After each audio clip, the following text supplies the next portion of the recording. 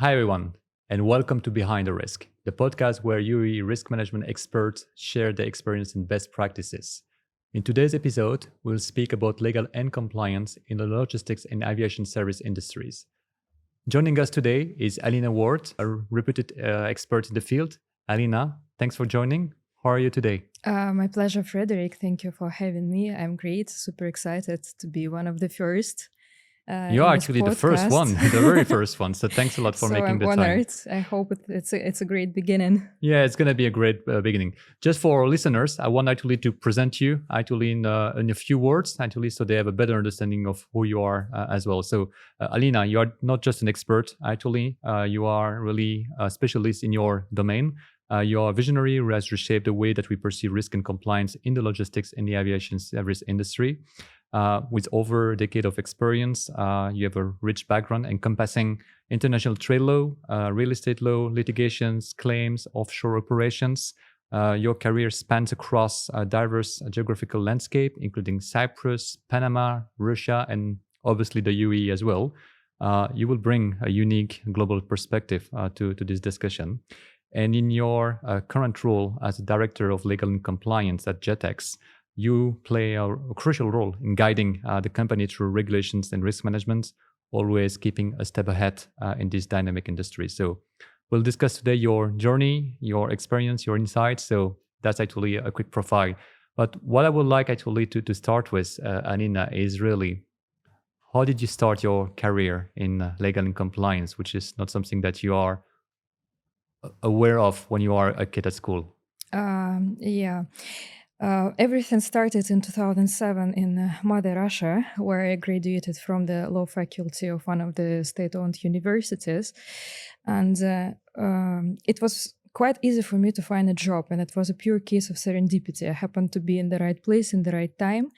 And my career was a little bit unusual because I started with a big group of companies that operated in the HoReCa industry, hotels, restaurants, and casinos. And back at the days, they were looking for an English-speaking lawyer, quite young, who will be able to travel a lot because they were looking for opportunities to invest abroad. And we started from European countries and ended up in South America, countries like Panama and Colombia, famously. And in all these interesting projects, I had to support the shareholders and the board to set up companies in different jurisdictions and to handle all the documents and support. So it could be from incorporation to contracts to customs and so on and so forth. So I was quite young, but I was already traveling a lot. And I had a wonderful opportunity to compare different systems from civil law to common law and work with experts, because obviously we relied heavily on the solicitors and consultants abroad. And quite early in this career, I determined the need to gain also a diploma in common law, which I did a little bit later, but it's only in Dubai where my previous employer set me up or set my career on a trajectory of compliance as well. So let's say before Dubai, I wasn't even thinking about compliance.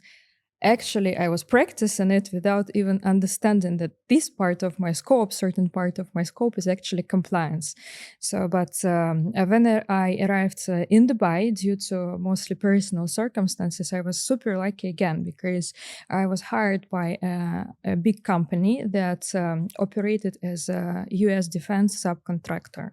We were in logistics, supporting military projects of US, some projects of UN in the Middle East and Africa, and famously in Afghanistan as well. And it gave me a invaluable experience. And I was working with the top professionals, and we had enough resources to basically bring any expertise that we needed, from Washington lawyers to military defense consultants. The scope of work was extremely challenging. The work itself was very tough in terms of mental challenges, emotions, and even physically.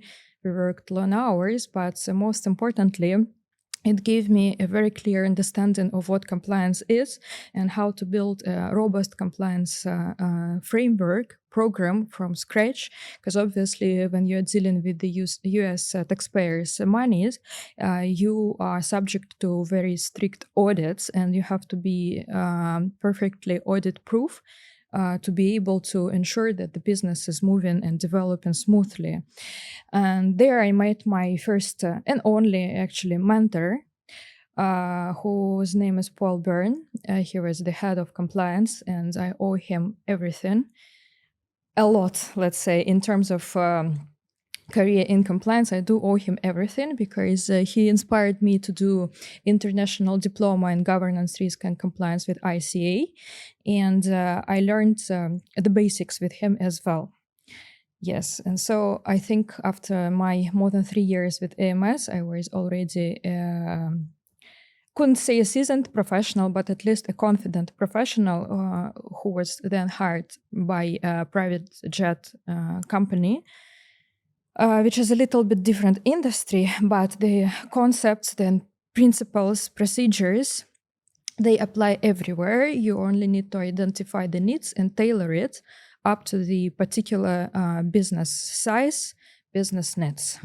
And I guess I'll say it again, serendipity is my favorite word. Jetex was also a big luck because it's an amazing company. And when they met me, it was early COVID times, and this industry was one of the just a few industries who experienced an exponential growth. So when everyone was sitting home and were in decline, losing revenues, business aviation bloomed because more and more people discovered, okay, it's probably not so cheap, but it's only way to travel the world in the current circumstances. And the company saw the cash flow on such a level that they have never seen before. And obviously, realization came to the UBOs that they need to implement different checks and balances, internal control system to be able to say that the money is being received, spent, managed in the effective way. So you are speaking here specifically about the clients actually using your services at Jetex. Yes.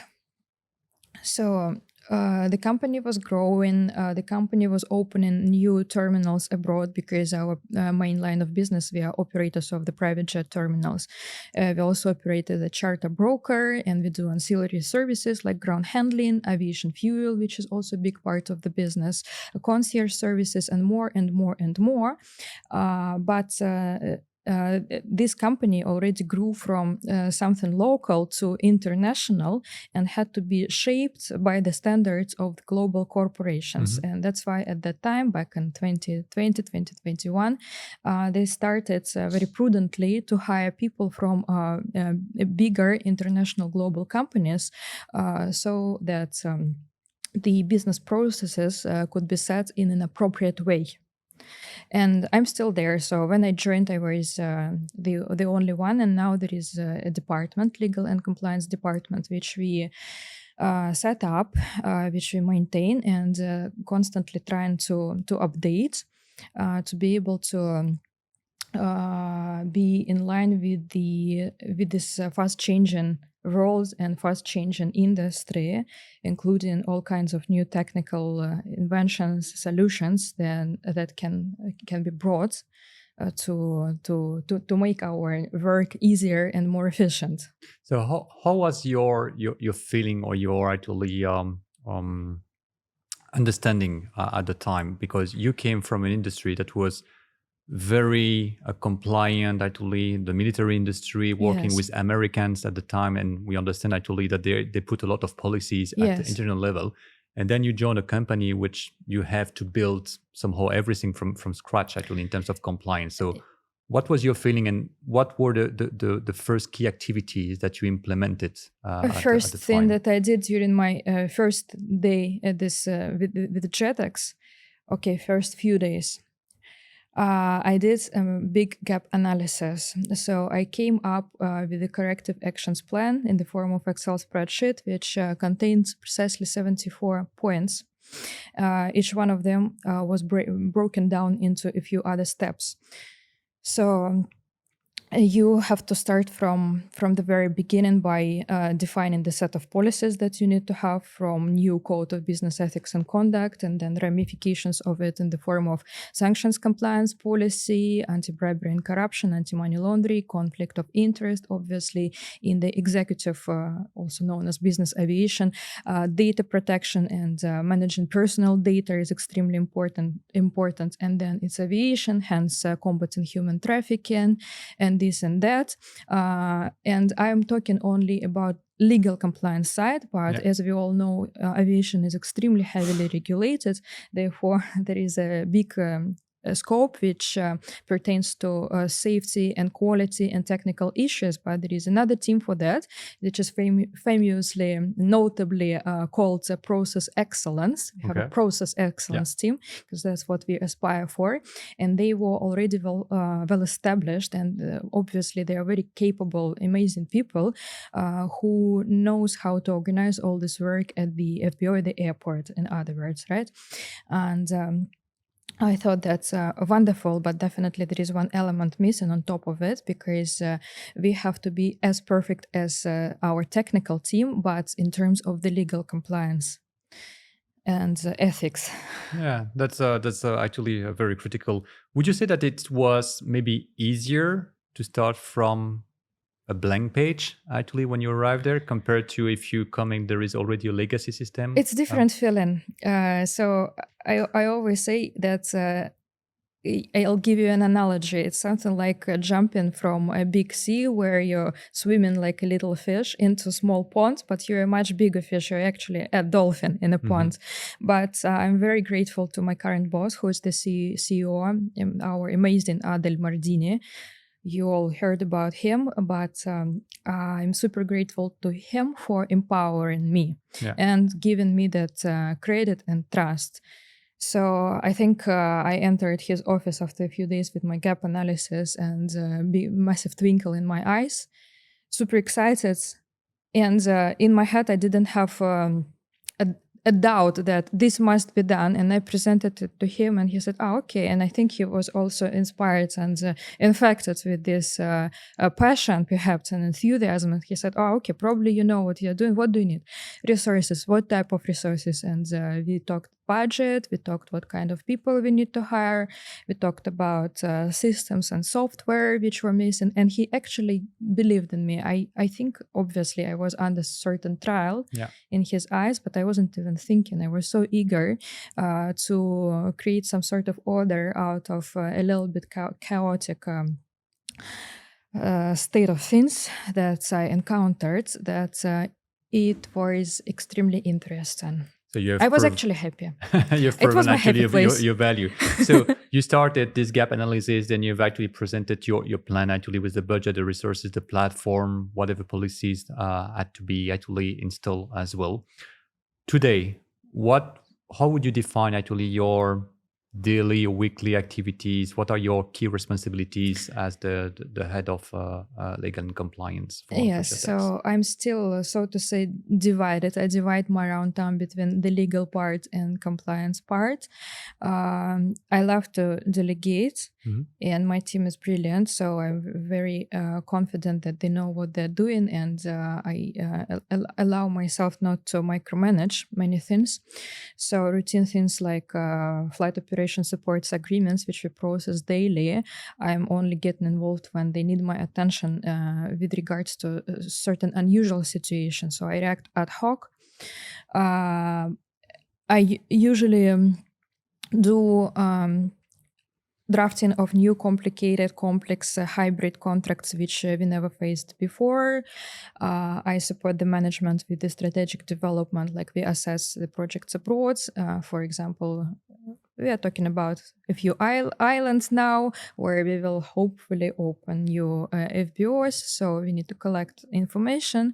What's the legal framework, regulatory requirements, and risks? Yeah. So what kind of risks can be identified there? What do we need to do? How to mitigate, prevent? And obviously compliance side, but my life was made much easier since the moment we onboarded the technical solution and we digitalized compliance, especially in terms of sanctions compliance, big time, and it saves us a lot of stress, time, and it's the automation that we went through a couple of years ago was a blessing, and I'm very happy with that.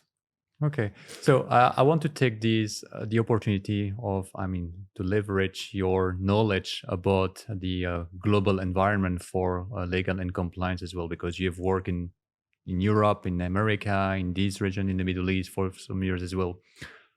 What would be the unique challenges that you have witnessed within this region compared to the other countries that you have actually worked in Yeah, so you far? have to always be mindful about the cultural differences and mentality. So things are being done in a unique way in each country. Here, to give you an example, gifts and compliance policies in support of our ABC, anti-bribery and corruption regime, right? So in the Middle East, it's so normal to give presents, to invite guests, including corporate guests, to lavish suhoor dinners, iftars, and people are culturally more generous, which still needed to be adjusted to our requirements. So we definitely have a gifts and hospitality policy where we set a threshold of acceptable gifts that our employees can give or receive without questions, and we have to maintain the register of anything that goes above that with the explanation and with the details of what was given, why, what's the business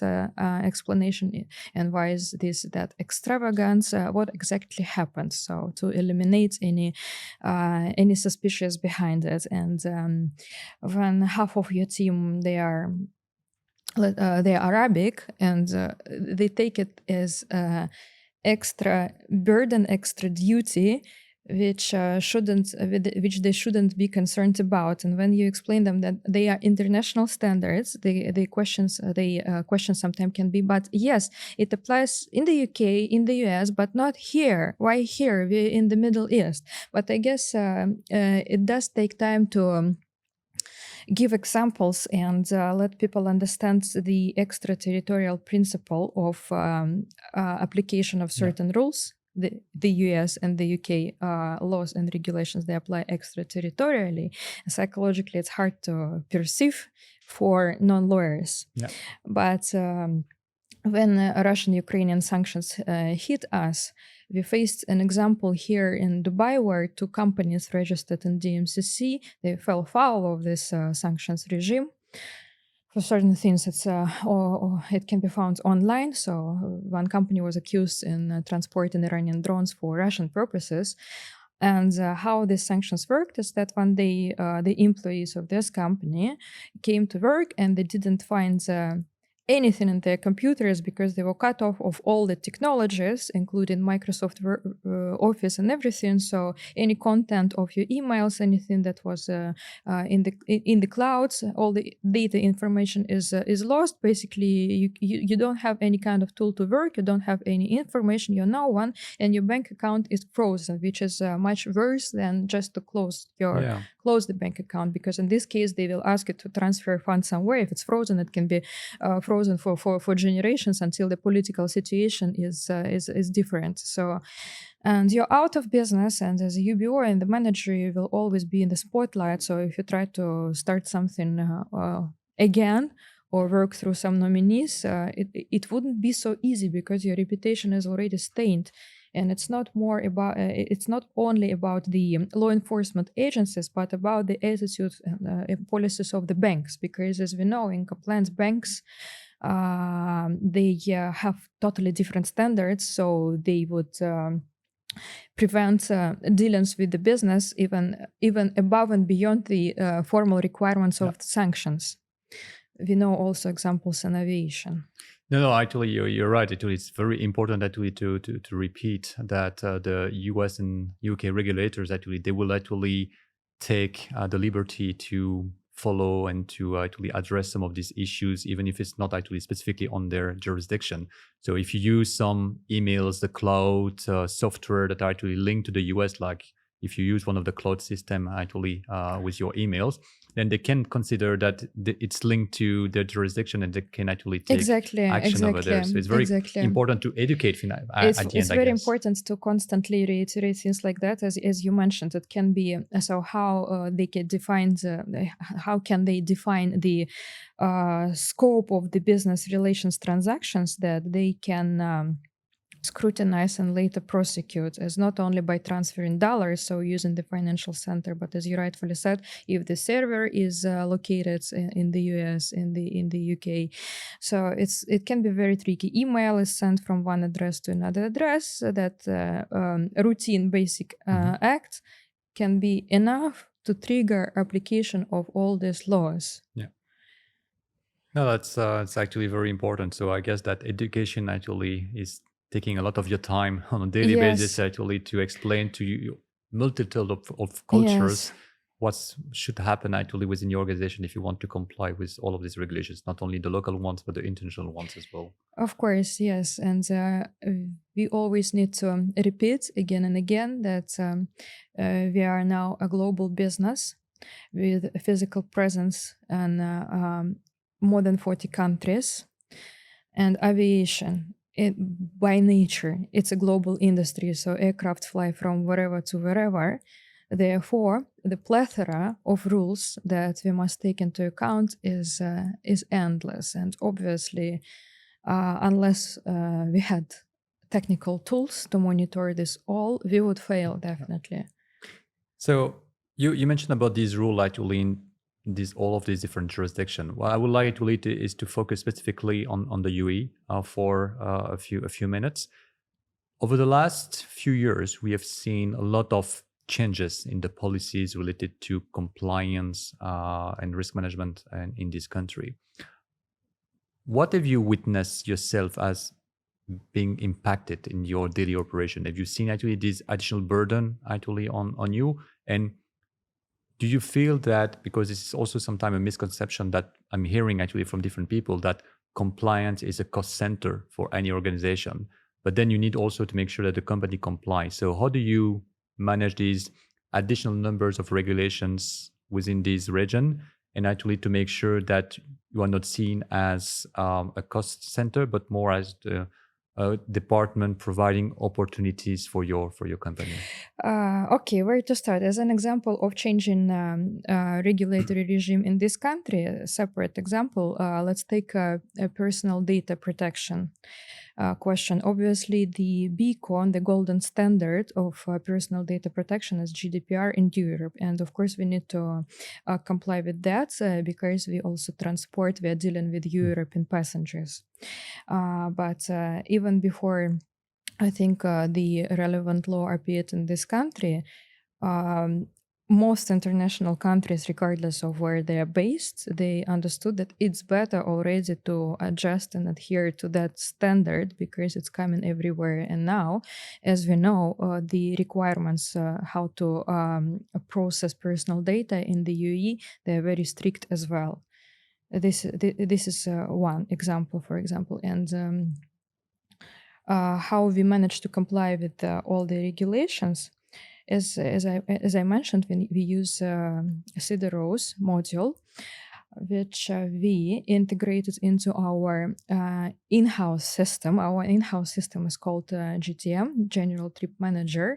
And it's basically a platform that contains information of all the flights, flight permits, all our customers, all our suppliers, all our standard agreements, all our due diligence processes happening there. And we inserted a lot of automated controls to prevent inappropriate dealings. It it became extremely relevant with the new sanctions. So now we ensured that prior to onboarding any potential client or supplier, the background screening is done, and the next step can be taken only if the sanctions compliance report came out green. But our software does also check other details, for example, information about financial crimes, any negative publicity, if the individual who is an individual client or the manager, the UBO of our corporate clients and suppliers, if they are politically exposed people. So it's a lot of information which does not stop only with the sanction. So as I said, in this compliance background check happens twice at the onboarding stage, and then obviously contract negotiations. Sometimes it's fast, sometimes not. Sometimes it can take time, especially with the corporate entities, right? And then before signing the contract, we double check again if the situation changed or not, and we see all these details of the element of compliance again. So I would say 90% everything is automated, but we cannot rule out the possibility of a false positive. Yeah. And in certain situations, still we need to do manual checks, or we will order in-depth checks from our supplier. So that's how it works. But again, I wouldn't imagine how all this would be possible without such module, because there is absolutely no way. And I can't even imagine how big should be the team to be able to do all these checks daily. It's just impossible. Yeah, once you have the volume actually of third parties that you need actually to onboard, actually automation is actually a prerequisite. Yes, and initially you had to also we had to overcome a certain degree of resilience, because human nature, people are resilient to change. So it wasn't automatic check from the very beginning. Initially we integrated the model and gave allowed people, our operators, salespeople, to just press the button. So press the button before they proceed with the onboarding or generation of the contract. And it took me some time to persuade the management that, guys, even if you get the red report in the middle of the night and you need to double check, you do have team, so you still can bother us, and we will decide if it's a complete no or if it's a false positive. But it's not preventing you from doing the business, because compliance people, obviously, they are being viewed sometimes as internal policemen and such a nuisance and annoying internal entities who are just trying to prevent successful sales. Sometimes, have they have that opinion, but it's with time and it's with daily interactions, and it's with reiterating the same things again and again, that people who are not lawyers and who are motivated with generating more and more revenues, and they finally understood that it's in everyone's best interest to cooperate. And then we simplified everyone's life, and especially our own life, and we made that check, that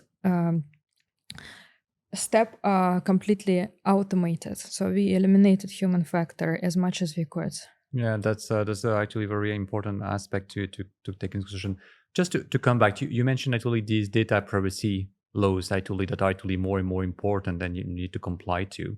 But we understand as well that within this region, including, for example, with all the free zones that you are actually, operating with or actually having some relationship with, access to information or to data within these countries might sometimes be a bit more difficult. So whenever you need to conduct additional background checks and to access more actually information, how do you currently handle this situation?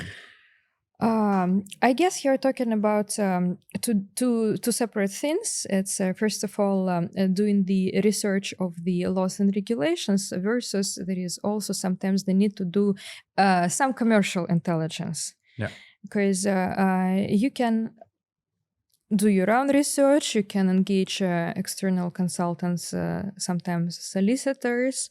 Sometimes it's mandatory to obtain a legal opinion in the jurisdiction where you do not practice. So you can obviously you cannot rely on your own expertise or just mere Google search. Of course, you have to pay for such additional services. But especially in aviation, it's important to do the credit checks. And understands what's the business on the ground. And it's crucial in certain cases, especially because aviation works a lot on credit lines. It's a little bit of a vicious circle, and some companies they suffer from it, and then problem of one trick is the problem of another. And these credit lines, they're immense because in order to do just a few flights,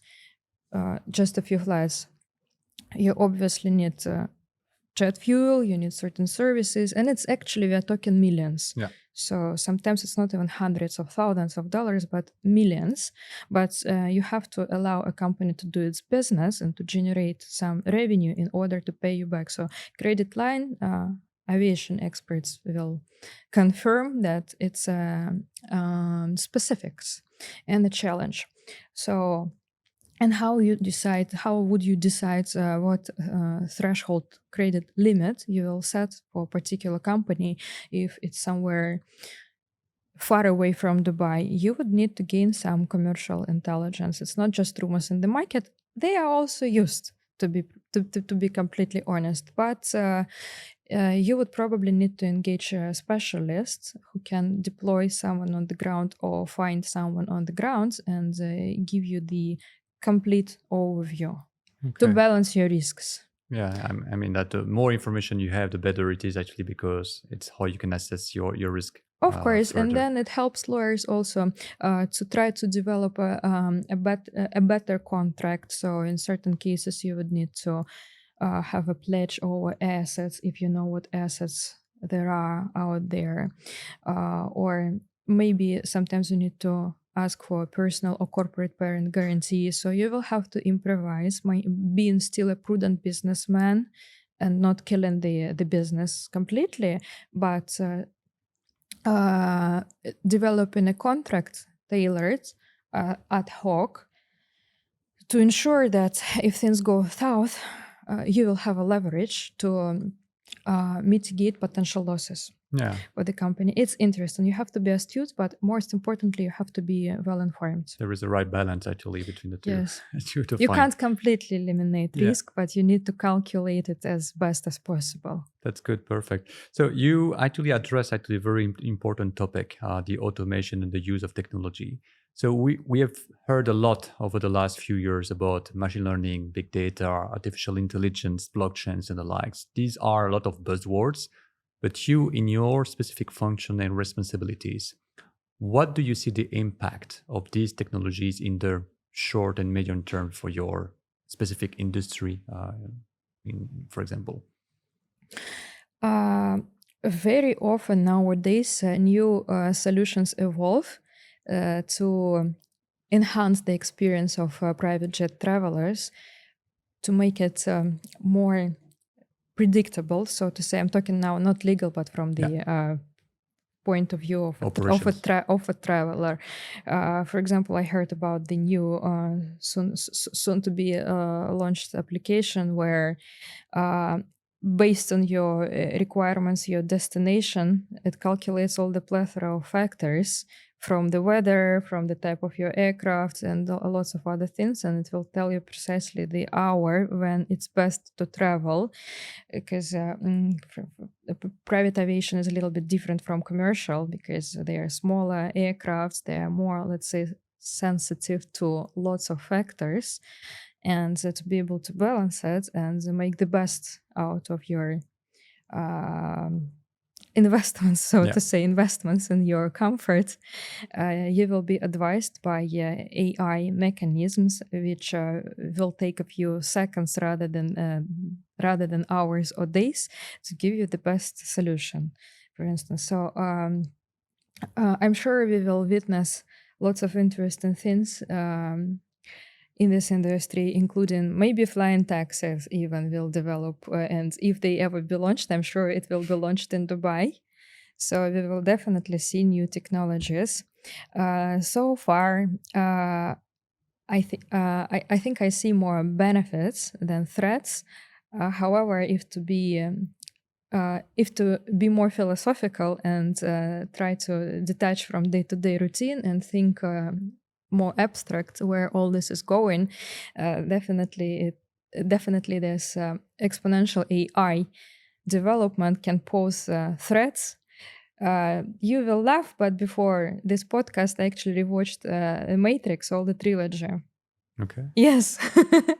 And the first one is the movie of 1999, and it struck me, oh my goodness, how could they make such a complex movie, which is a prophecy probably, and famously Keanu Reeves said that it's not only about religious symbolism and technology, it's actually the truth, he said. Yeah. This is the direction which the humankind is moving, and the threat is that how to ensure that there is that balance where we are using all the benefits of AI, and our life is so much easier that we can concentrate on very high level tasks. But on the other hand, how to be able to still tame it at the level where it does not start to control us. But it's an interesting question, and I'm no one actually to be able to give advice or anything, but I still believe that there is an element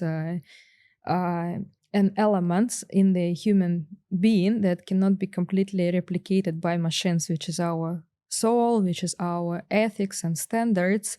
That probably is not so easy to copy and to fool us, maybe. So okay. Human elements, a human factor will have to stay, and as long as we understand the game and we are well informed about what's going on, then perhaps we will still be quite successful without the war of machines against us. So that's a very important actually aspect, because I know some of your team members, they are smart, hardworking people, committed to the business as well.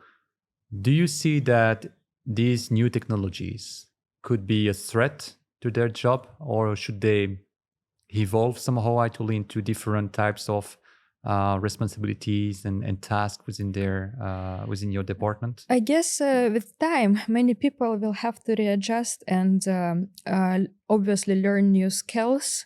And certain tasks, certain workloads will be not relevant any longer, but I'm still an optimist and I think it's for good. For example, if previously, and still we are processing lots of standard contracts manually, our flight operation support agreement, fuel supply agreement, obviously we have templates, but certain team members, they still go through them, they insert commercial terms which are always individual, but this entire scope is partially automated, can be completely automated, and for good, because then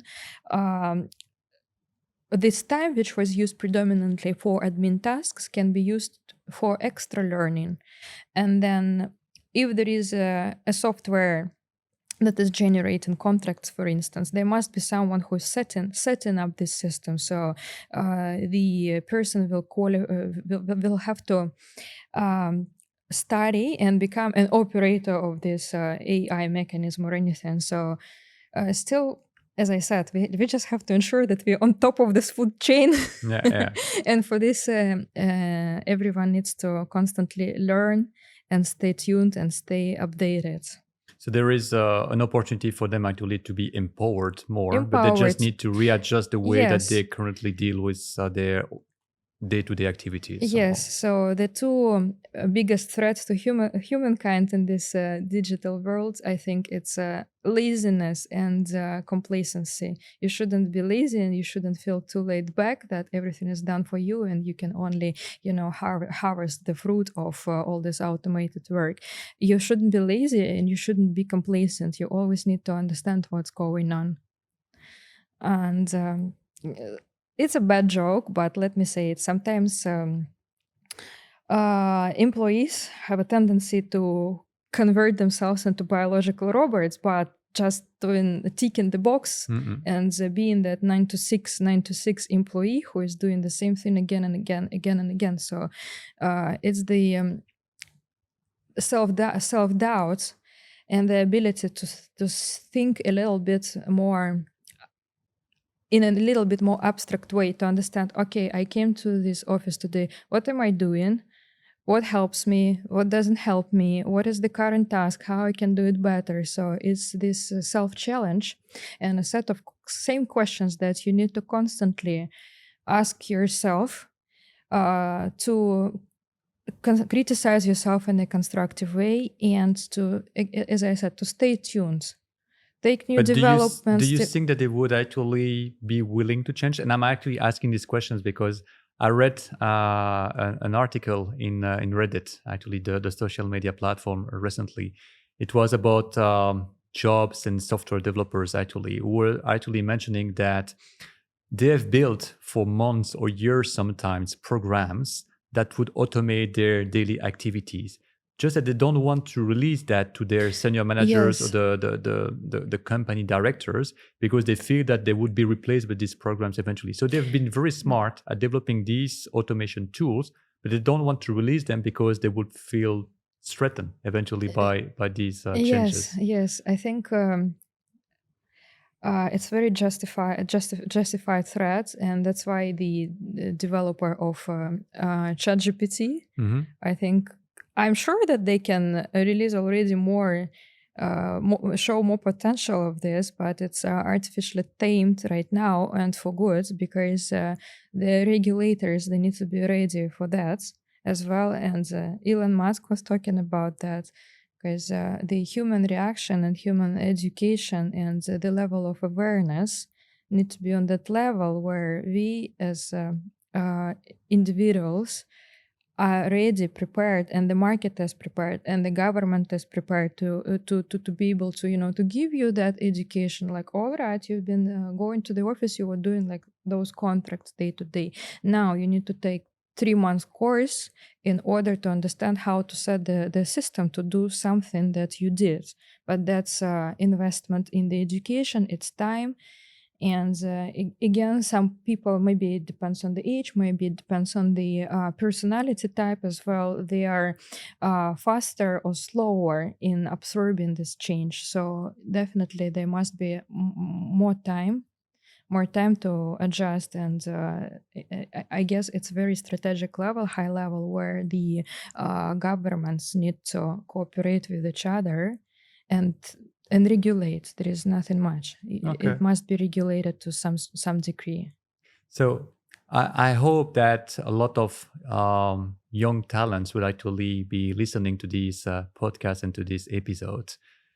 And you are actually a model actually for some of them, actually, given actually your career, your expertise and experience. So what would be the kind of advice, best practices that you would like to share to them, to say in terms of background, skills, development that they need actually to develop and to become maybe you in the future? Oh, thank you. I'll take a little step back, and I actually wanted to highlight what is still, I believe, irreplaceable in every type of job, and especially in compliance. Compliance is, in my mind, is more about culture.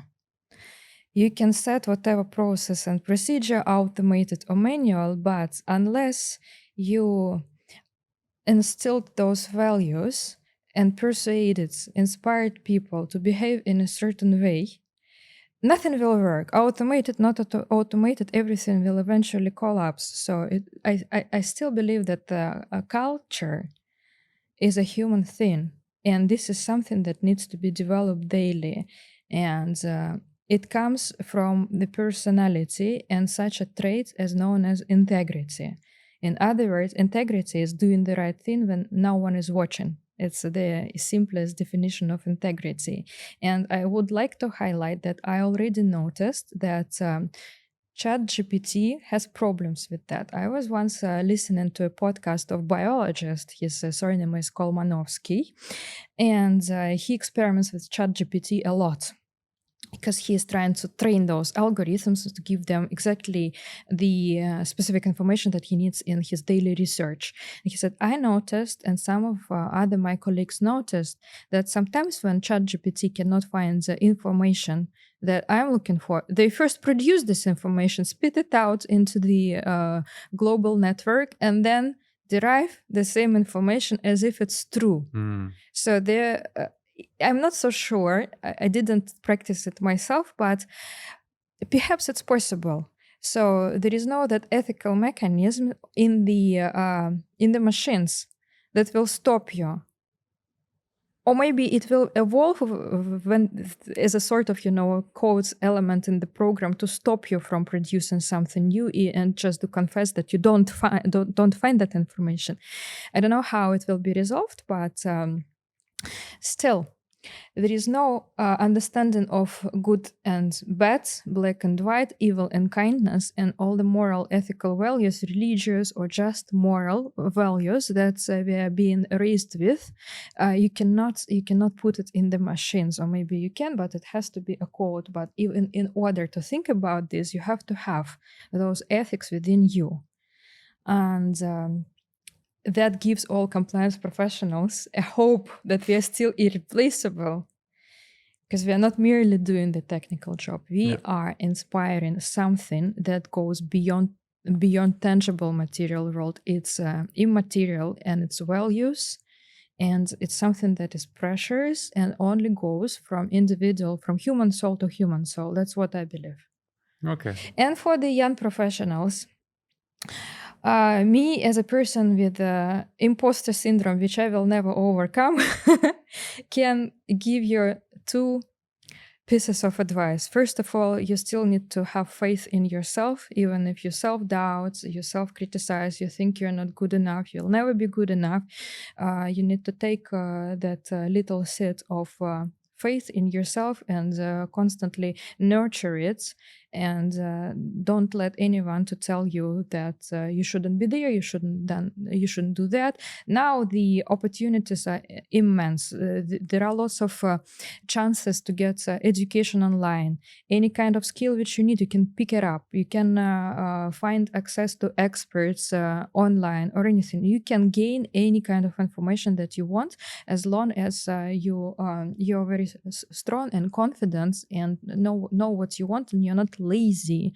You're not lazy to stop at certain points. And then I guess I repeated it many times throughout this dialogue, is that you should keep curiosity, and as much as possible stay tuned to everything that is happening in the world as much as possible, because again, this amount of information is overwhelming. But at least within your narrow area of expertise, you should never stop. You should read daily, question yourself, question your colleagues, and keep that open mind, healthy